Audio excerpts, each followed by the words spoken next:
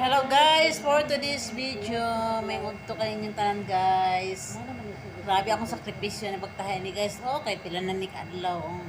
Kumana kita ang palda o ang niktay karon ang blouse sa guys. Ako siya nipilaan para limpyo na itong trabaho guys. Makita ni ginatong resulta sa itong pagtrabaho.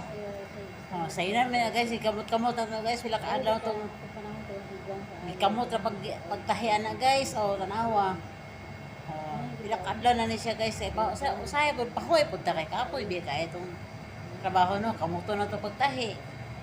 O, man na siya guys. O, sa sid-sid na lang sa ubos. May akong ipilaan. Man na siya guys. O.